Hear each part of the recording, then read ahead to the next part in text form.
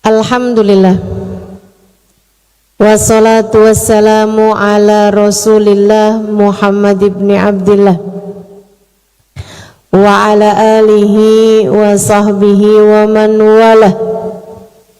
Subhanaka la ilma lana illa ma 'allamtana innaka antal alimul hakim. Tak akan pernah ideal untuk siapapun. Ada saatnya senang, ada saatnya susah, ada saatnya mudah, ada saatnya sulit, ada saatnya sehat, ada saatnya sakit. Nggak apa-apa, itu kewajaran tinggal di atas muka bumi. Dunia ini tempatnya permasalahan. Saudaraku sekalian, dunia tempatnya masalah. Itu memang keniscayaan bagi dunia. Hidup di dunia pasti begitu. Gak ada siapapun yang gak diuji.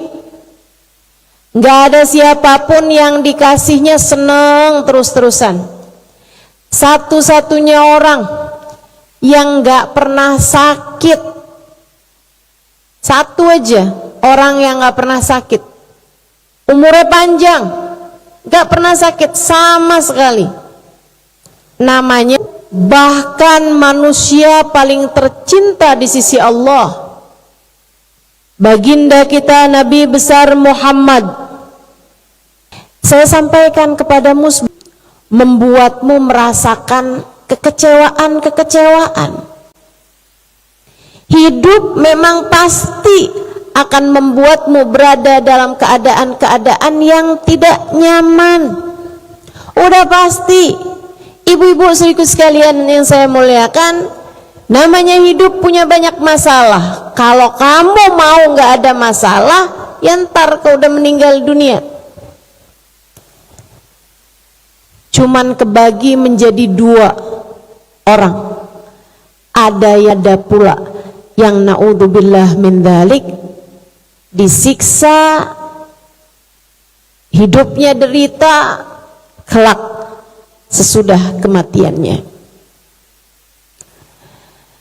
Kita sebagai orang yang beriman menjalani segala sesuatunya semoga dengan cara yang terbaik sesuai dengan yang sudah diajarkan. Gimana caranya biar ketika datang hal-hal yang gak enak dalam hidup kita, kecewanya kita tuh nggak banget gitu, tidak sangat kecewa. Gimana agar hidup kita ini apapun yang terjadi, hati kita tidak mudah kecewa. Sedih boleh, biasa memang yang namanya kesedihan. Air mata nggak apa-apa. Nabi pun bahkan sering menangis dalam hidupnya. Saudaraku sekalian yang saya muliakan, akan tetapi merasa kecewa yang berasal dari rasa tidak terima dengan keputusan Allah Subhanahu wa Ta'ala, ini yang jangan terjadi kepada kita. Apapun yang terjadi, belajarlah untuk dapat menerimanya dengan hati yang lapang. Saya akan sampaikan kepadamu beberapa hal yang mudah-mudahan dapat menjadikan hatimu lebih lapang ketika menerima takdir yang terasa tidak nyaman. Keadaan terjadi. Saya akan sampaikan kepadamu 4 poin yang mudah-mudahan kamu latih pikiran kamu untuk memikirkan 4 poin tersebut, sehingga ketika datang seperti yang tadi saya sampaikan, takdir-takdir yang kamu rasa berat, takdir-takdir yang kamu rasa buruk, untuk mengingat-ingat keempat hal ini sehingga tidak terlampau kecewa, sehingga hatimu tidak mudah kecewa. Yang pertama, jangan banyak berharap dari manusia. Kekecewaan kamu itu seringkali karena kamu berharap kepada seseorang dan ternyata orang tersebut tidak sesuai dengan ekspektasi kamu, tidak sesuai dengan harapan kamu. Coba diingat-ingat, kapan kamu kecewa dan karena apa? Seringkali nih, ternyata suami saya pengangguran. Kamu kecewa ketika kamu tahu bahwa ternyata suami kamu pengangguran. Kenapa kamu kecewa? Karena selama ini kamu berharap suami kamu punya banyak uang dan punya pekerjaan yang mapan. Kalau dari awal kamu tahu bahwa suami kamu pengangguran, sesudah kamu menikah atau kamu tidak punya harapan sama sekali, yang penting ada yang mau dah sama saya. Syukur-syukur ada yang ngelamar saya, ada yang mau sama saya. Ya udahlah gitu, saya nikah. Saya memang juga nggak ngarep seorang laki-laki yang gimana-gimana sih. Soalnya saya juga udah mapan secara ekonomi misalnya gitu. Misalnya kamu udah punya pekerjaan, kamu juga udah punya cukup banyak uang misalnya gitu. Ketika menikah dengan seorang laki-laki yang ternyata orang itu pengangguran, kamu nggak seberapa kecewa karena kamu tidak banyak berharap. Sesuai dengan tingginya pengharapan, seperti itu pula lah besarnya kekecewaan. Kekecewaan itu sejurus dengan besarnya harapan. Ini saya contohkan dengan bahasa yang mudah. Saudaraku sekalian, kamu lagi jalan sama suami kamu, tiba-tiba kamu jatuh dan kamu lihat suami kamu nggak inisiatif untuk segera menolongmu. Kesel banget, betul? Kecewa banget, betul? Satu hari kamu lagi jalan sendirian, kamu kemudian jatuh. Apa yang akan terjadi? Ya kamu akan berusaha berdiri, gitu ya. Kemudian jalan lagi, malu paling, tapi nggak kecewa. Jadi masalahnya bukan pada kamu nggak ditolongin, bukan. Yang kedua itu kan juga kamu nggak ditolongin. Akan tetapi kamu kecewa pada kali yang pertama karena kamu berharap suami kamu adalah seseorang yang menarikmu di saat kamu terjatuh. Jadi kita ini Bu, Kak, Dek, tidak dikecewakan dengan kenyataan, enggak. Kamu tuh tidak kecewa dengan kenyataan. Akan tetapi yang membuatmu kecewa adalah harapan. Semakin besar kamu berharap kepada seseorang, pada seorang manusia, maka semakin besar pula lah kemungkinanmu untuk kecewa. Karena orang tersebut tidak memberi sesuai dengan harapanmu. Ibu-ibu yang pada punya anak nih, ya, anaknya lagi bagi rapot, pembagian rapot anak-anakmu. Kamu lihat ada merahnya dalam salah satu mata pelajaran, yang lain hitam semua, 8, 9, 7 gitu, tapi ada satu mata pelajaran yang merah. Kecewakah kamu Belum tentu. Tergantung dari seberapa besar pengharapanmu pada anak tersebut. Kalau kamu berharap anak kamu itu nilainya semua bagus, ternyata ketika kamu buka rapot ada merahnya 1, kamu kecewa. Tapi kalau kamu tuh berharap anak kamu tuh, anak saya mah yang penting naik kelas. Ketika kamu lihat merahnya 1, alhamdulillah nak, cuman 1. Mama sih udah mikirnya bakalan ada 3 merahnya gitu. Kamu bisa naik kelas, mau udah senang banget. Kamu gak kecewa. Jadi yang membuat kecewa itu sebenarnya bukan kenyataan, akan tetapi harapan, ekspektasi. Seberapa besar pengharapanmu, sebegitu pula lah kerentananmu untuk kecewa. Semakin kamu banyak harapannya terhadap manusia, semakin besar pula lah kemungkinanmu untuk kecewa. Karenanya pengen biar nggak gampang kecewa, jangan berharap dari manusia. Jelas? Jangan berharap dari manusia. Kamu harapanmu dicintai suami dengan ugal-ugalan. Bahasa anak zaman sekarang tuh. Kamu berharapnya suamimu mencintaimu dengan gila-gilaan. Kamu berharap cinta suamimu tidak akan pernah lekang oleh waktu, nggak pernah hilang meski bertahun-tahun waktu berlalu.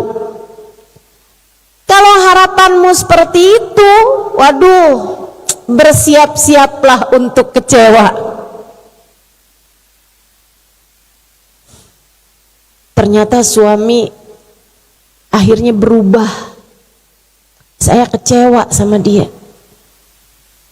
Bu, sekali lagi, kamu tidak dikecewakan oleh kenyataan. Yang membuatmu kecewa adalah harapan. Harapan. Karenanya rendahkanlah harapanmu terhadap manusia. Rendahkan harapanmu kepada manusia. Nggak usah banyak berharap dari orang, Bu. Nggak usah banyak berharap dari orang, Dek. Orang sama kamu. Suami bukanlah yang bisa memberimu rejeki. Suami sama kamu sama aja, sama-sama tukang makan rejeki. Pemberi rejeki cuma satu, namanya Allah. Jangankan suami bisa mengatur istrinya, atau jangankan kamu sebagai istri bisa mengatur rasa hati suamimu, bahkan mengatur rasa hatimu sendiri aja kamu seringkali tidak mampu. Betul? Jangankan mengatur rasa hati suamimu agar selalu tertuju padamu, agar cintanya tak akan pernah berpaling darimu. Mengatur rasa hati kamu sendiri aja, kita nih ngatur rasa hati kita sendiri aja setengah mati kok. Betul? Iya. Rasa cinta, rasa benci begitu mudahnya datang dalam hati kita. Rasa suka, rasa nggak suka begitu gampang seliweran dalam hati kita. Suami kamu juga sama. Dia juga tidak mampu mengendalikan rasa hatimu, termasuk dia pun juga bahkan tidak mampu mengendalikan rasa hatinya sendiri. Sebab pengendali hati hanya satu, namanya Allah. Muqallibul qulub, sang pembolak balik hati. Itu sebabnya Nabi Muhammad di antara doa-doanya banyak berdoa, ya muqallibal qulub tsabbit qalbi ala dinik. Wahai zat yang membolak-balikan hati, tetapkanlah hatiku berada dalam keimanan kepadamu. Sumyal qalbu, dalam patah Arab dikatakan sumyal qalbu li'annahu yataqallabu. Hati disebut hati karena ia berbolak-balik. Ia tegallab, sesaat begini, sesaat begitu, sesaat begini, sesaat begitu. Sesaat senang, sesaat susah, sesaat sedih, sesaat tertawa, sesaat menangis, sesaat. Gampang banget. Karenanya ketika melihat hati suami berpaling misalnya, kamu harus paham, bukan hanya suamimu yang sedang tidak menginginkanmu, akan tetapi ada pengendali hati dari suamimu itu. Allah Subhanahu wa ta'ala sedang ingin mengingatkanmu betapa hati suamimu dapat berbolak-balik. Sesaat cinta, sesaat berpenmu kepada seseorang, semakin besar pula lah kemungkinanmu untuk merasa kecewa. Itu poin nomor 1. Jelas? Yang berikutnya, yang poin nomor 2. Kalau begitu ustazah, kita berharapnya kepada Allah aja. Iya, tapi kamu harus tahu, Allah itu memberi yang kamu perlu, bukan memberi yang kamu mau. Ini penting. Kamu harus paham, Allah memberi kepada kita itu yang kita perlu, bukan memberi kepada kita yang kita mau. Jadi yang pertama tadi itu, jangan berharap dari manusia. Yang kedua, kamu harus paham Allah memberi yang kamu perlu, bukan memberi yang kamu mau.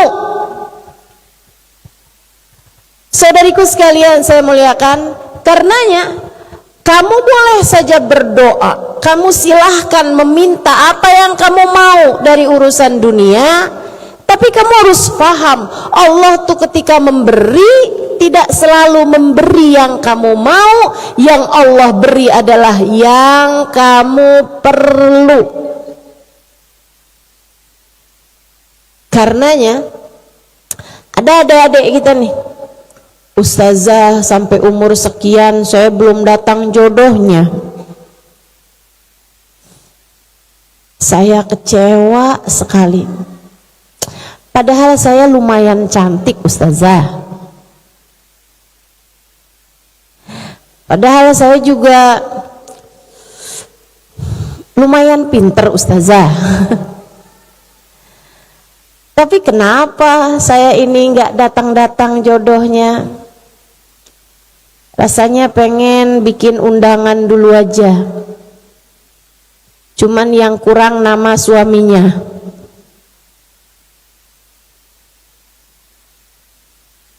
Dek, Allah lihat kamu belum perlu. Saya suka lihat adik-adik yang sampai dengan usia yang semestinya menikah belum menikah, itu seringkali dia belum selesai dengan dirinya sendiri. Orang yang belum selesai ngurusin diri sendiri aja dia susahan, kalau ditambah dengan punya suami kan jadi tambah repot hidupnya. Ngurus diri sendiri aja setengah mati, gimana mau ngurus orang lain? Jadi ustazah maksudnya yang menikah itu karena memang Allah udah kasih dia mampu mengurusi suaminya gitu. Saya liatin juga banyak yang rumah tangganya berantakan. Nah itu dia, kamu mau rumah tangganya berantakan? Kan gak mau juga. Ada banyak perempuan itu yang ketika menikah berharap dia itu kayak dikasih kain yang untuk dia pakai sebagai baju pesta. Dia lupa bahwa dikasih kain itu juga bisa jadi lap buat dia ngelap. Bisa jadi juga dikasih kain pel buat dia ngepel. Bisa juga kain itu jadi keset, dijadikan keset istrinya gitu kan. Teman-teman saudaraku sekalian yang saya muliakan, begitu gitu. Jadi adik-adik saudaraku sekalian, Allah lihatnya kamu belum perlu sama suami, karenanya Allah belum kasih. Jangan kecewa. Ibu-ibu sekalian, saya menikah lebih daripada 20 tahun. Di awal-awal nikah, sebagaimana selayaknya orang baru menikah, setahun 2 tahun pertama, saya berdoa, saya minta sama Allah untuk dikasih anak. Tapi sampai dengan menikah lebih daripada 20 tahun, saya belum atau tidak diberi anak. Apakah saya kecewa? Tidak. Kenapa? Karena saya tahu Allah memberi kepada saya yang saya perlu, bukan yang saya mau. Ibu-ibu saudaraku sekalian, kenapa saya nggak kecewa?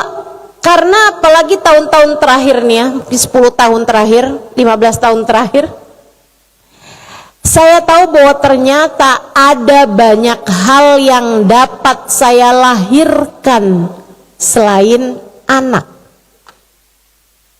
Saya lahirkan buku, saya lahirkan majelis-majelis ilmu, saya lahirkan pemikiran-pemikiran indah dalam hati para muslimah-muslimah yang datang di majelis-majelis saya ataupun mendengarkan kajian saya. Yang mungkin kalau saya memilih atau kalau saya diberi anak oleh Allah Subhanahu wa taala, langkah saya akan terbatas. Pastinya. Betul nggak Bu? Ustadzah terjadwalkan di Padang. Waduh, anak lagi sakit nih. Maaf, cancel Padang. Kan begitu?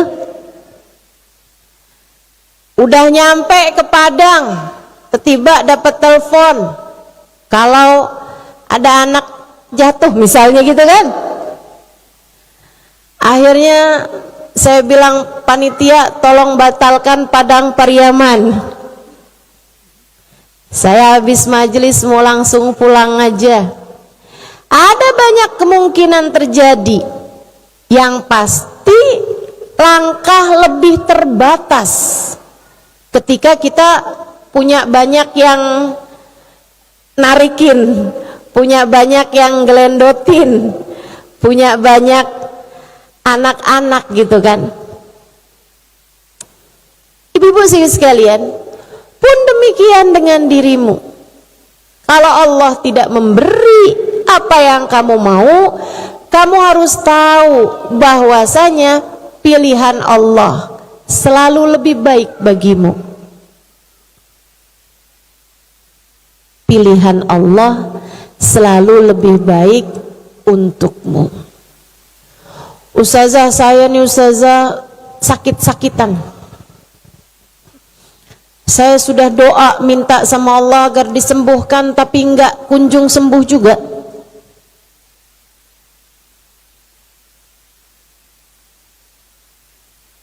Kamu harus tahu, sakit itu bukan pertanda Allah enggak cinta. Justru sebaliknya. Innallaha idza ahabba abdan ibtalah. Allah kalau cinta sama seorang hamba, diujinya hamba tersebut, diberinya sakit.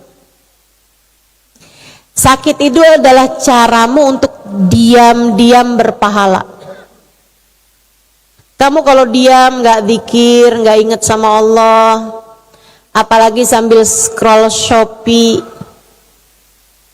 apalagi sambil scroll TikTok, lihat-lihat orang-orang joget misal. Kalau TikToknya dengerin saya sih nggak apa-apa ya. Misalnya gitu. Menurutmu berpahala apa nggak berpahala? Kamu diam-diam aja terus kamu scroll Shopee gitu. Menurutmu kamu berpahala apa enggak? Ya enggak lah. Apalagi kalau kayak yang kamu lihat, yang kamu tonton adalah hal-hal yang dilarang dalam agama. Tentu saja malah bukannya berpahala, akan tetapi berdosa. Sedikit sekalian, tapi saya kasih tahu, kalau kamu sedang dalam keadaan sakit, apa aja sakitnya, mau lagi sakit panas, mau lagi sakit flu, mau lagi sakit kepala, mau lagi sakit perut, ataupun lagi sakit di salah satu anggota tubuhmu gitu, itu teman-teman saya sekalian, kamu diem aja, catatan pahalanya jalan terus selagi kamu sabar, selagi kamu tidak berkeluh kesah, selagi kamu tidak protes terhadap keputusan-keputusan Allah SWT. Kalau kamu cuman bilang saya sakit nih, duh sakit banget nih, misalnya gitu, itu nggak apa-apa. Tapi kalau kayak kamu bilang, apa nih dosa saya nih, kenapa nih saya sakit terus nih, Allah kok kejam sekali kepada saya diberi sakit terus-terusan. Ini kan nggak terima namanya sama keputusan Allah SWT. Kalau kamu tetap sabar dalam artian terima dengan keputusan Allah, gitu ya, saat sakit adalah saat kamu diam saja tapi berpahala. Bukan berarti kalau gitu, kalau lagi malas ibadah saya minta sakit aja apa ya ustazah? Jangan.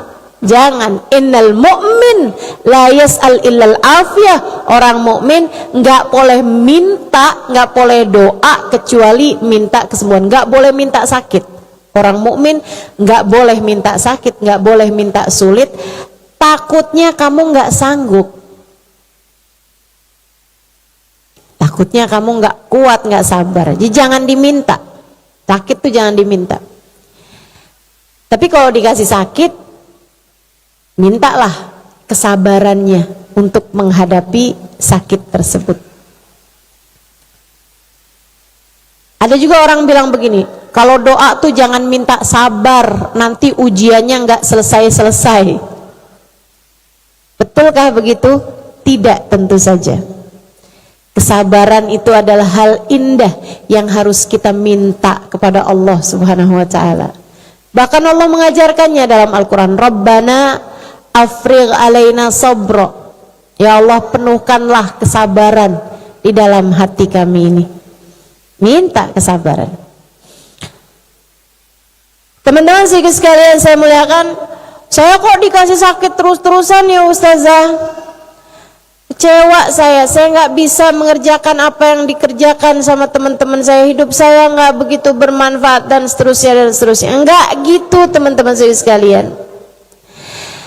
Sama kayak gini nih, Kamu lagi sakit, kamu pergi ke dokter.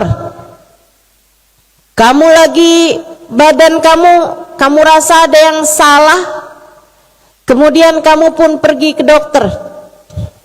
Dokter sesudah melakukan diagnosa, pemeriksaan, kadang-kadang kalau penyakitnya ringan, dokter cuman kasih pil, obat untuk kamu minum. Kadang-kadang kalau sakitnya lebih berat, dokter memberi kepadamu suntikan. Wah, ini saya suntik aja ya, biar penyakitnya lebih, biar obatnya lebih mudah nih masuknya ke badan. Saya akan suntik kamu. Disuntik sama minum obat pahit, beratan mana? Sakitan mana? Sakitan disuntik. Kadang-kadang ada yang nggak cukup disuntik, nggak cukup diminumin obat, sakitnya udah berat, sampai kemudian dokter bilang, mohon maaf, kamu harus segera dioperasi. Berat, sakit, dioperasi. Adakah di antara kita yang ketika pergi ke dokter, dokternya ngasih pil-pil pahit, kita bilang, dokter kejam sekali dirimu. Salah apa saya sama dokter? Kenapa dokter kasih saya pil-pil pahit? Dokter punya masalah sama saya? Nggak pernah kita berbuat seperti itu. Adakah di antara kita yang ketika disuntik sama dokter, kemudian kita ambil balik jarum suntiknya, kemudian kita bilang, sini dokter, saya akan suntik dokter juga. Dokter sangat kejam sekali, saya disakiti seperti ini. Adakah di antara kita yang kalau harus dioperasi kemudian kita caci maki dokternya? Nggak ada, nggak ada. Malahan dokternya kita bayar, dokternya kita ucapkan terima kasih, dokternya kita puji, makasih ya dokter, dokter baik sekali sama saya, makasih ya dok. Kemudian kita bayar pula dokternya. Saudariku sekalian, kita merasa bahkan gak bisa balas kebaikannya dokter nih yang sudah merawat kita dan menjadikan kita sembuh. Kenapa begitu? Karena kita tahu dokter yang kita datengin ini adalah seseorang yang sangat mengerti urusan badan kita, dan dia tahu yang terbaik. Dia hanya ingin menyembuhkan kita, hanya ingin menjadikan kita seseorang yang hidupnya lebih bermakna, lebih berarti. Kalau sehat kan bisa ngerjain banyak hal, kan begitu? Saudaraku sekalian yang saya muliakan, Allah adalah seindah-indah dokter dalam kehidupan kita. Allah tahu kita semuanya nih punya masalah-masalah dalam hidup. Yang ini punya kesombongan, punya penyakit-penyakit. Yang ini punya iri dengki sama temennya. Yang ini belum juga solehah sampai dengan sekarang. Yang ini sama suaminya kasar. Yang ini sama anaknya nggak pinter ngedidiknya. Yang ini selalu berbuat jahat kepada tetangganya. Allah menginginkan kita baik, Allah menginginkan kita pulih, teman-teman saudara sekalian. Itu sebabnya kenapa dalam kehidupan terkadang Allah memberikan kepada kita pil-pil pahit. Apa yang gak enak kamu rasakan dalam hidup adalah kiriman pil-pil pahit dari Allah Subhanahu wa ta'ala. Tujuan Allah untuk itu adalah menyehatkanmu, membuatmu solehah, biar tempat kembali kamu adalah surga, biar tempat kembali kamu adalah keridhaan Allah Subhanahu wa ta'ala Jalla jalaluhu wa ta'ala azamatuh. Makanya Bu, orang suka nanya sama saya, Ustazah, saya dulu tuh perempuan gak baik Ustazah. Kerjaan saya di diskotik, kerjaan saya godain suami orang, yang penting banyak dapat uang dan seterusnya. Tapi Ustazah, hidup saya tuh baik-baik aja gitu, kayak gak banyak ujian-ujiannya. Giliran saya hijrah Ustazah, giliran saya kepengen jadi hamba Allah yang soleha, ujiannya banyak banget dalam hidup saya. Saya sakit, saya dikasih kesulitan, saya ditinggalkan orang-orang yang saya sayang. Kenapa ya Ustazah? Kamu tahu kenapa? Sebab kamu sedang akan disembuhkan, sebab kamu sedang akan dikuatkan, sebab kamu sedang akan dipantaskan untuk menjadi ahli surga, sebab kamu sedang dipantaskan untuk menjadi orang yang kelak akan berada dalam rombongan Nabi Muhammad. Sebab kamu akan dipantaskan ketika diberi catatan amal kebaikan, kebaikan-kebaikan kamu lebih banyak daripada kesalahan-kesalahanmu. Kamu sedang disembuhkan Allah, kamu sedang dikuatkan Allah.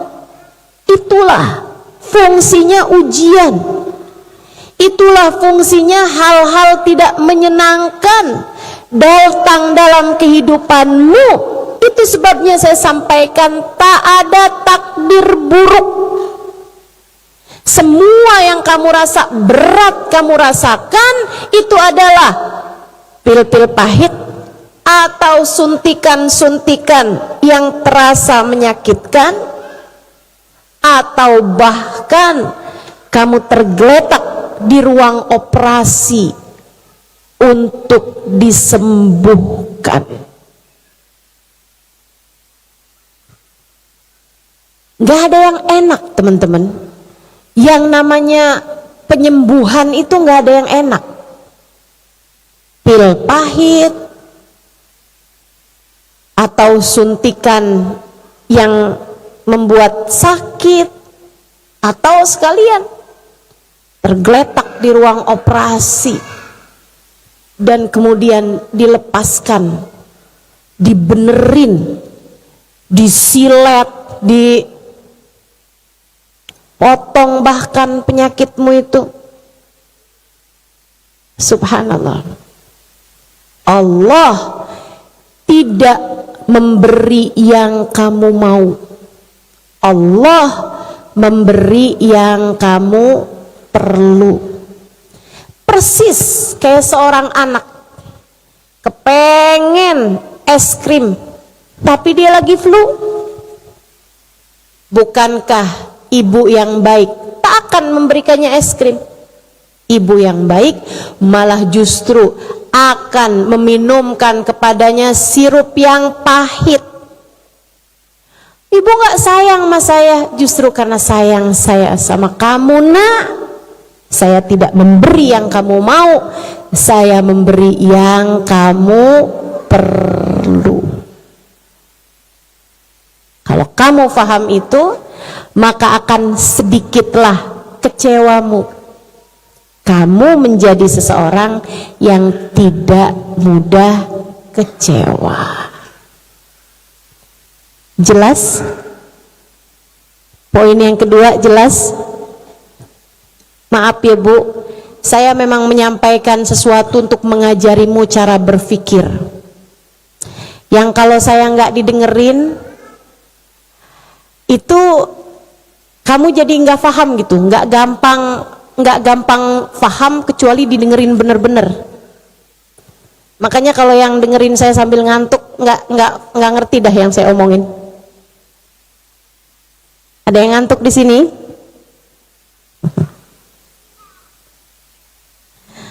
Oh, Ustazah Halimah bikin ngantuk, ya nggak apa-apa deh. Nanti didengerin lagi kalau kamu mau tidur, jadi bikin cepet ngantuk. Poin yang nomor tadi itu poin yang nomor 2 ya. Yang nomor 1 sebelum lupa, apa tadi? Jangan berharap dari manusia. Yang kedua apa tadi? Allah memberi yang kamu perlu, bukan memberi yang kamu mau. Yang ketiga, kamu kalau kepengen nggak gampang kecewa, kamu kalau kepengen nggak gampang kecewa, agar hatimu tidak mudah kecewa, jangan besar cintamu terhadap dunia. Jangan cintai dunia, cintailah akhirat lebih daripada cintamu terhadap dunia. Cintailah Allah dan Rasulnya lebih daripada cintamu kepada siapapun. Ini penting, sama sih pentingnya sama poin-poin yang tadi sudah saya sampaikan. Saudaraku sekalian yang saya muliakan, agar tak mudah kecewamu di dunia ini, kamu harus pegang ini. Kamu mencintai akhirat harus lebih besar daripada cintamu terhadap dunia, dan kamu mencintai Allah dan Rasulnya harus lebih besar daripada cintamu kepada siapapun. Jadi kalau kamu pengen buat nggak gampang kecewa, yang seringkali mengecewakan itu adalah urusan-urusan dunia. Kamu kepengennya punya uang sekian, tapi ternyata kamu punyanya sekian, kamu kecewa. Kamu berharapnya dagang kamu ini menghasilkan sekian, ternyata dagang kamu hanya menghasilkan sekian, kamu pun kecewa. Kecewa itu karena besar cintamu terhadap dunia. Tapi kalau kamu urusan dunianya biasa-biasa saja, cintamu terhadap harta itu biasa-biasa saja, teman-teman saudaraku sekalian yang saya muliakan, kamu nggak gampang kecewa. Sama halnya dengan mencintai manusia, siapapun orangnya, suami kamu kah, anak kamu kah, orang tua kamu kah, sahabat-sahabat kamu kah, teman-teman kamu kah, keluarga kamu kah, kamu cinta sama orang itu, saudaraku sekalian, jangan lebih besar daripada cintamu kepada Allah dan Rasulnya. Sebab dunia itulah yang seringkali mengecewakan. Manusia itulah yang seringkali mengecewakan. Allah dan Rasulnya tidak akan mengecewakanmu.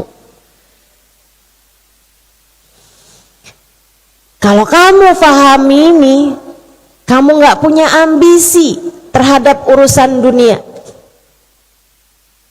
Misalnya nih,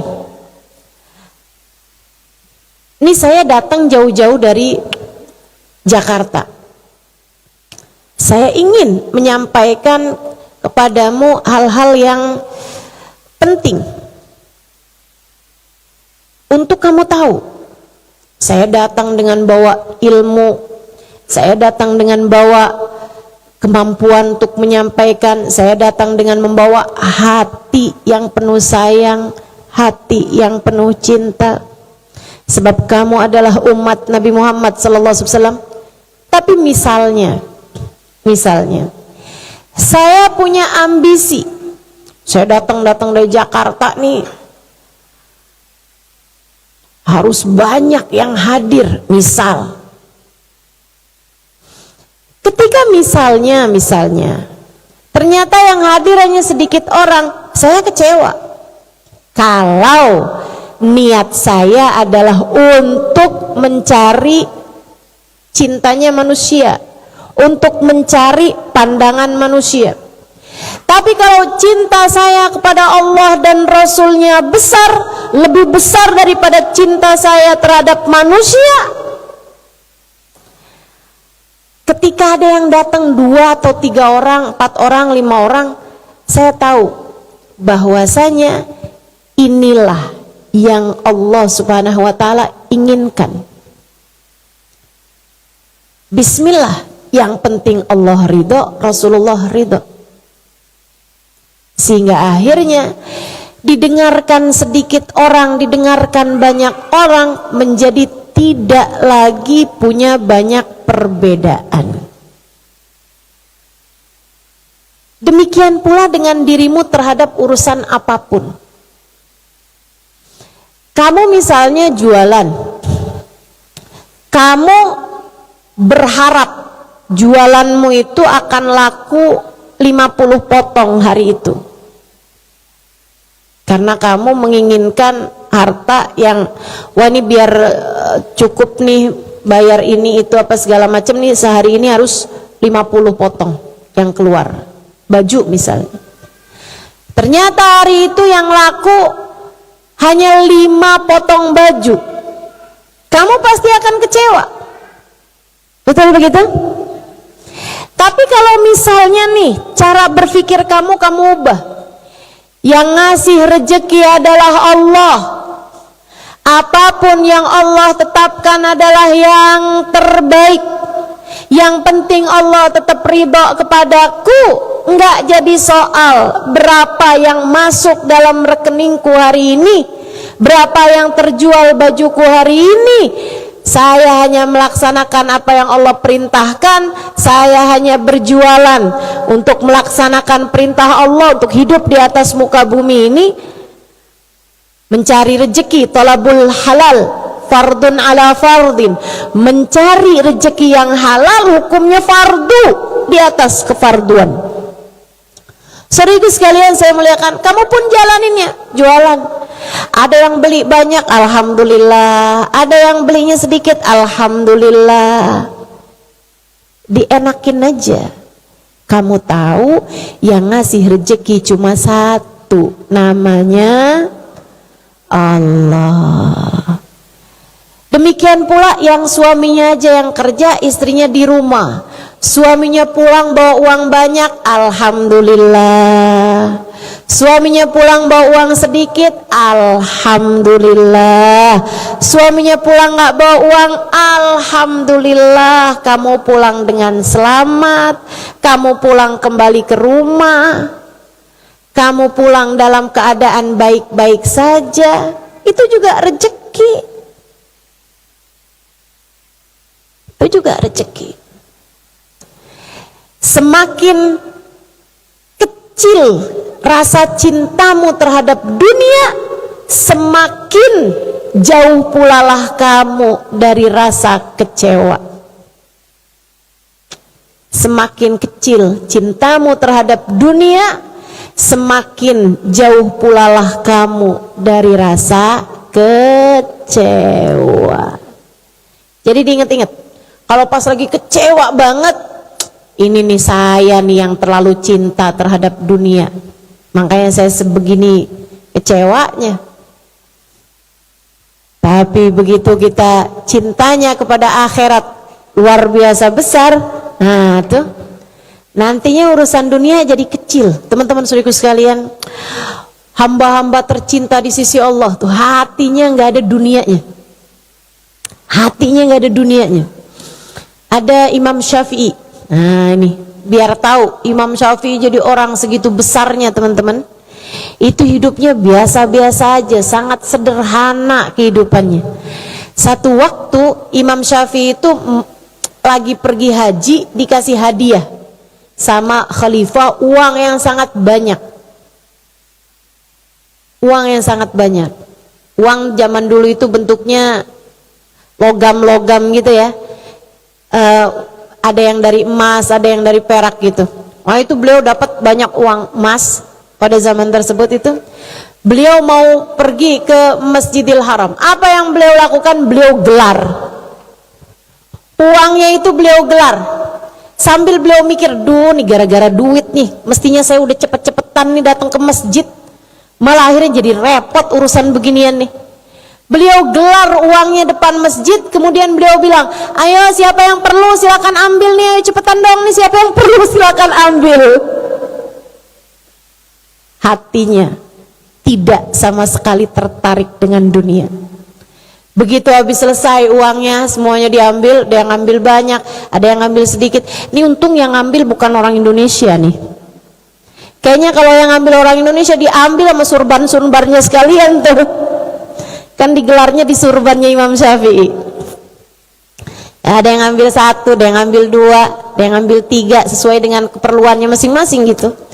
Begitu udah selesai dikibas-kibas sama Imam Syafi'i surbannya, ditarik kembali, dipakai kembali sama beliau, kemudian masuk ke dalam masjid seraya mengatakan, alhamdulillahilladzi khallasana min hadza, ya Allah terima kasih engkau telah bebaskan saya dari urusan yang merepotkan semacam ini. Masya Allah. Saudara sekalian yang saya muliakan, ada Sayyidina Salim, cucunya Sayyidina Umar bin Khattab, Syekh Salim namanya, dari kalangan tabi'in, cucu dari Sayyidina Umar ibn Khattab alaihi ridwanullah, ulama terkemuka, sangat dimuliakan. Dia lagi mau masuk ke dalam masjid, kebetulan waktu itu lagi ibadah haji, khalifahnya berangkat pergi haji juga. Begitu dia mau masuk ke dalam masjid, ketemu khalifah ini ngelihat Sayyidina Salim, Syekh Salim ini. Umara zaman itu masih soleh, masih sangat soleh, dan umaranya zaman itu ya soleh. Begitu ngelihat ulama, dia kepengen khidmah, jadi dia pun segera nyamperin Syekh Salim. Alhamdulillah Syekh, ketemu cium tangan, terus dia bilang, alhamdulillah saya berjumpa denganmu di tempat ini, alhamdulillah. Ya Syekh, alak hajak diha, Syekh, adakah keperluanmu yang bisa saya bantu? Di dalam masjid nih, kata Sayyidina Syekh Salim, oh maaf, saya sedang ada di rumahnya, saya malu untuk meminta kepada selainnya. Saya lagi ada di rumah Allah nih, saya lagi ada di masjid, masjid kan rumah Allah. Dia bilang, saya malu untuk meminta hajat, meminta sesuatu kepada selain Allah SWT, sedangkan saya ada di rumah Allah. Oh, baik Syekh, baik Syekh. Dia pikir berarti nih Syekh Salim ini mau kalau dimintanya nggak di masjid, ditungguin sama khalifah. Khalifah udah selesai ngerjain tawaf, sa'i, udah selesai ngerjain umrah, tapi dia sengaja menunggu Syekh Salim, minta sama pengawalnya, coba tolong liatin kalau udah Syekh Salim keluar, kasih tahu saya. Begitu Syekh Salim keluar, diikutin sama khalifahnya, disamperin. Dia bilang, ya Syekh, sekarang kita sudah ada di luar masjid. Oh iya khalifah, alak hajak diha, apakah ada keperluanmu yang bisa saya bantu, yang bisa saya tunaikan?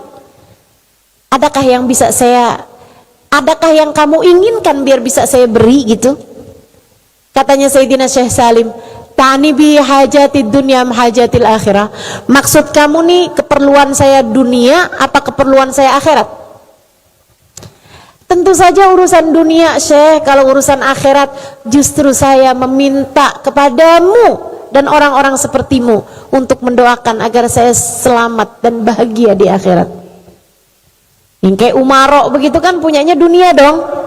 Urusan-urusan akhirat justru meminta kepada ulama, justru meminta kepada orang-orang saleh. Katanya Sayyidina Syekh Salim, oh maksud kamu tuh urusan dunia. Maaf, ama yang punya aja saya nggak pernah minta dunia, apalagi kepada yang nggak punya. Yang punya dunia siapa? Allah. Yang punya dunia dan seisinya siapa? Allah. Katanya Sayyidina Syekh Salim, jangankan kepada kamu yang kepada yang pemiliknya saja, yaitu Allah Subhanahu wa taala. Saya selama ini tidak pernah meminta hajat-hajat dunia kepada Allah Subhanahu wa taala. Apakah kamu pikir saya akan memintanya kepada yang bukan pemiliknya? Cakep.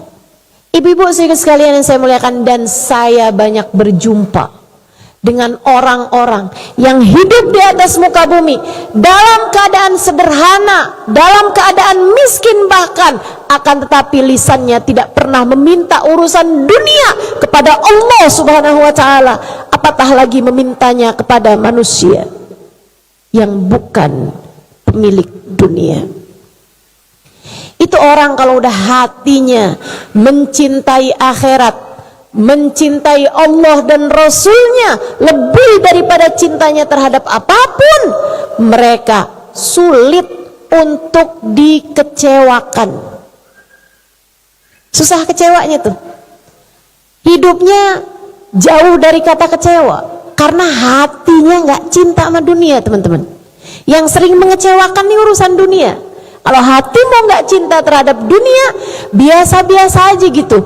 Uang ada banyak, biasa aja. Uang ada sedikit, biasa aja. Lagi punya uang, biasa aja. Lagi nggak punya uang, biasa aja gitu. Urusannya, Allah ridho apa enggak ya sama saya? Allah cinta enggak ya sama saya? Allah gimana ya sama saya? Itu yang seperti itu. Hidupnya seneng terus. Hidupnya susah kecewanya. Mau dikecewain sama apapun, orang dia nggak ngarep apa-apa kok.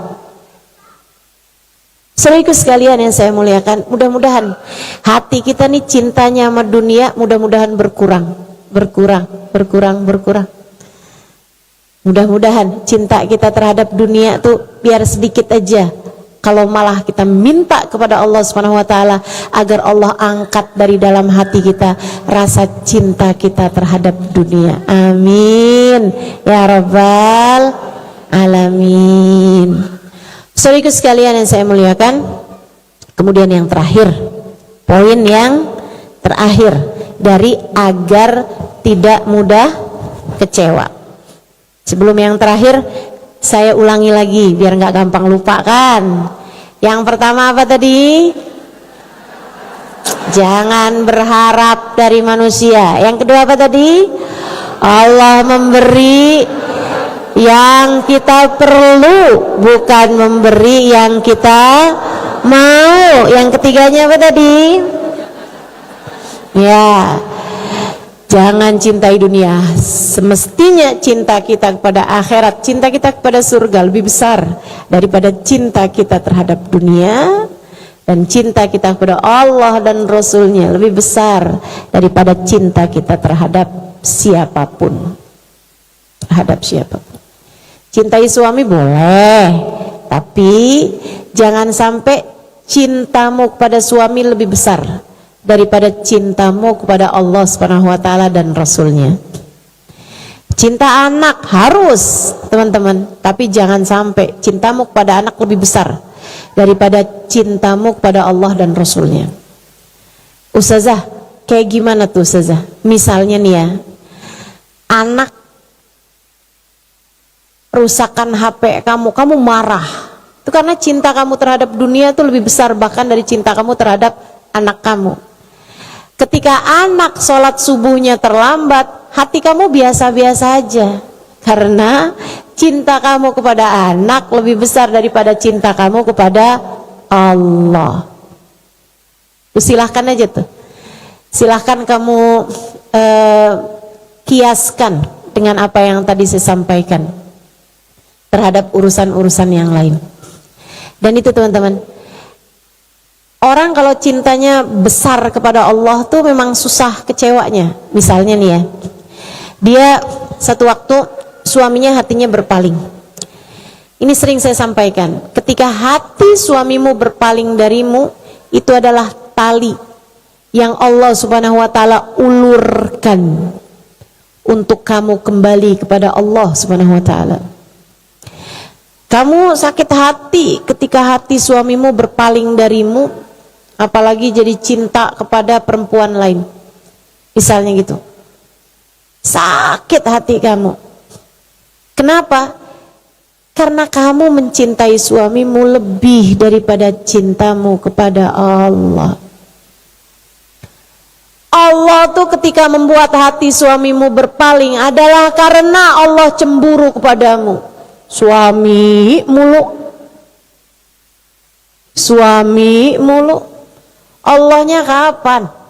Bahkan kamu baca Quran urusannya karena kepengen suami tambah cinta. Nah ini kan salah-salah nih. Seharusnya kamu mencintai suamimu karena Allah, sebab ia adalah jalan surga bagimu. Ini malah kebalik. Kamu baca Quran, kamu sholat, berharap agar suamimu semakin cinta kepadamu. Kamu bolak-balikin masalah, teman-teman sekalian.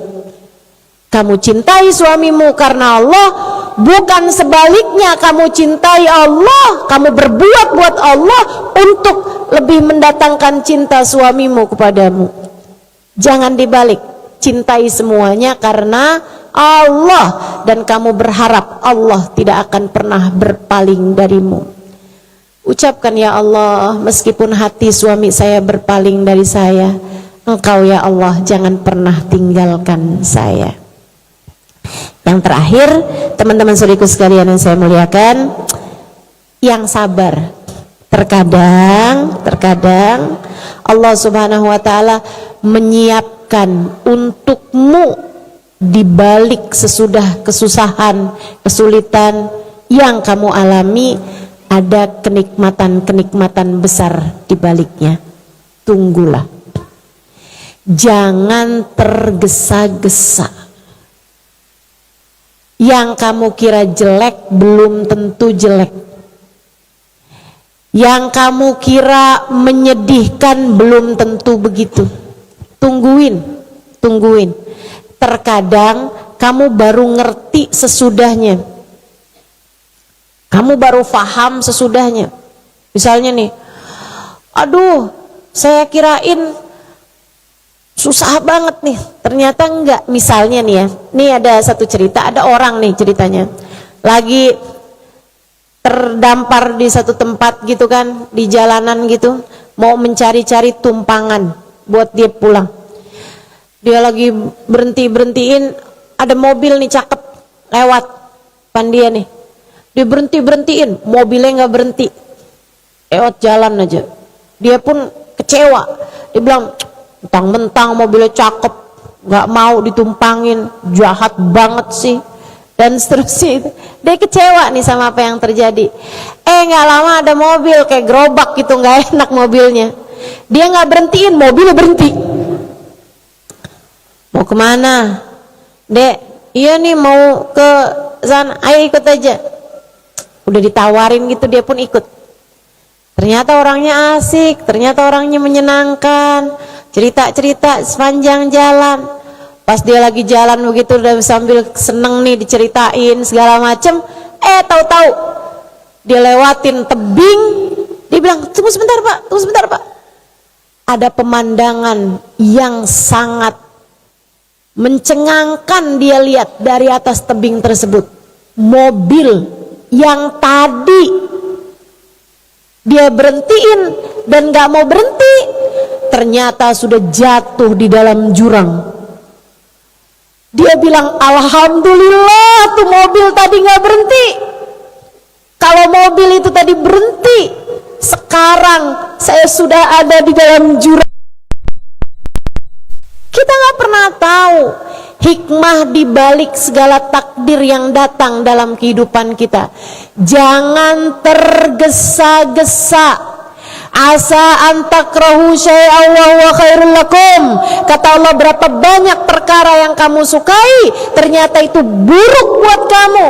Asa antakrahu syai'an, berapa banyak perkara yang kalian benci, ternyata itu baik bagimu. Berapa banyak sesuatu hal yang kamu sukai, ternyata itu buruk bagimu. Jangan tergesa-gesa. Karenanya jangan gampang kecewa, gitu kan? Kalau ada sesuatu hal yang buruk, tungguin, mungkin ini adalah yang terbaik. Tungguin. Kadang nih pikiran kita nih terlalu kerdil untuk bisa menyingkap hikmah di balik setiap kejadian. Kita nggak cukup ngerti hikmah di balik segala peristiwa, karenanya bahkan dalam peristiwa yang terburuk sekalipun yang datang dalam kehidupanmu, tunggulah. Jangan tergesa-gesa menghakimi bahwa ini adalah sesuatu yang buruk. Bisa jadi terlihat buruk, namun sebenarnya Allah sedang mencegahmu dari yang lebih buruk, atau Allah Subhanahu wa taala sedang akan menghadiahimu dengan sesuatu yang sangat indah di sebaliknya. 4 hal itu jika kamu lakukan, hatimu insya Allah tidak akan mudah kecewa. Jangan berharap dari manusia. Allah memberi yang kamu perlu, bukan yang kamu mau. Yang ketiga, cintai akhirat lebih daripada cintamu terhadap dunia. Cintai Allah dan Rasulnya lebih daripada cintamu terhadap siapapun yang ada di atas muka bumi ini. Kemudian yang terakhir, jangan tergesa-gesa menghakimi ataupun menghukumi. Terkadang sesuatu yang terlihat buruk sejatinya adalah hal terindah yang Allah berikan dalam kehidupanmu. Rabbana zalamna anfusana wa illam taghfir lana wa tarhamna lanakunanna minal khasirin. Rabbana atina fid dunya hasanah wa fil akhirati hasanah wa qina adzabannar. Bi fadli subhana rabbika rabbil izzati amma yasifun wa salamun alal mursalin walhamdulillahi rabbil. Semoga ilmu yang kita dengar hari ini bukan hanya menjadi sesuatu yang masuk telinga kanan keluar telinga kiri. Semoga ilmu yang didengar pada hari ini didengar dengan kedua telinga, disimak dengan seluruh pemikiran, turun ke hati menjadi cahaya yang memandu kita melalui kehidupan dunia ini dengan cara yang terbaiknya. Semoga jalan takwa berhasil kita raih. Ala hadhihi niyah wa bikulli niyatin salihah jami'ah syamilah. Ilmu yang kita dapat menjadi ilmu yang bermanfaat, ilmu yang menjadi cahaya, ilmu yang menjadi penyebab kita semakin dicinta Allah Subhanahu wa taala, ilmu yang dapat kita praktekkan dalam kehidupan, ilmu yang bisa membawa kita menuju jalan surga, ilmu yang dapat membawa kita menuju ridha Allah Subhanahu wa taala, ilmu yang dapat memantaskan kita untuk berada dalam rombongan Nabi Muhammad sallallahu alaihi wasallam di akhirat nanti. Ala hadhihi niyah wa bikulli niyatin salihah wa ila hadratin nabi. Al-Fatihah.